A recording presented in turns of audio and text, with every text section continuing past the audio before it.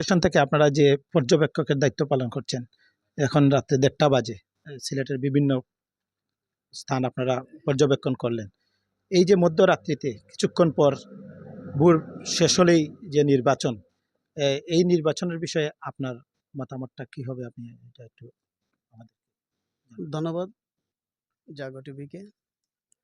বিবি আসিয়া ফাউন্ডেশনের পর্যবেক্ষক হিসেবে আমরা আজকে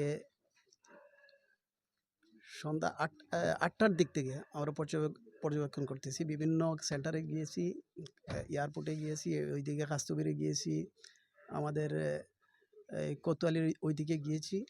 বিভিন্ন সেন্টারে যাওয়ার পরে বিভিন্ন সেন্টারে প্রিজাইডিং অফিসারের সাথে আমরা আলাপ হয়েছে। ওনাদের সার্বিক অবস্থা সন্তুষ্টজনক বলেছেন এবং মহানগরের যে পয়েন্টগুলো আছে, শহরের ভিতরে যে পয়েন্টগুলো আছে, সব পয়েন্টগুলো যেগুলো দেখলাম আমরা, আলহামদুলিল্লাহ খুব নিরাপত্তা দেখতে পাচ্ছি। যেখানে আমরা সেনাবাহিনী দেখেছি, সেনাবাহিনী কঠোর নিরাপত্তা দিচ্ছেন।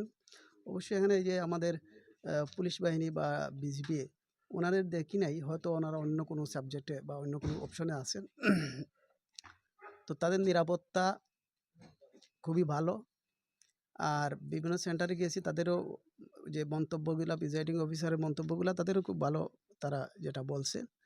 আর বিচ্ছিন্ন 2-1টা ঘটনা যেটা আমরা শুনছি, এই জামিয়া স্কুলে, বুলওয়ার্ড স্কুলে, এরপরে আপনার চিকনাগুল, বিচ্ছিন্ন দুইটি একটা ঘটনা ঘটেছে।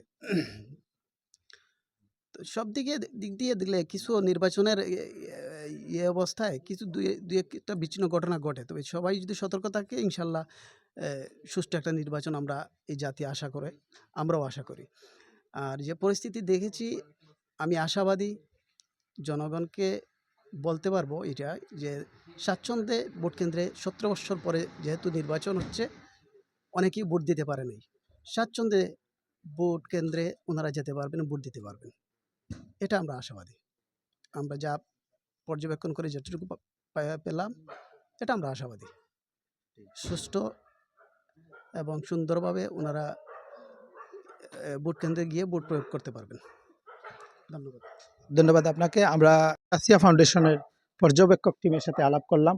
আপনারা দর্শক শুনতে পারলেন যে আগামীকাল নির্বাচন, ওনারা আশাবাদী সুষ্ঠু নির্বাচন হবে, নিরাপত্তার কোনো ঘাটতি নেই। আমরাও আশা করি, দর্শক আপনারাও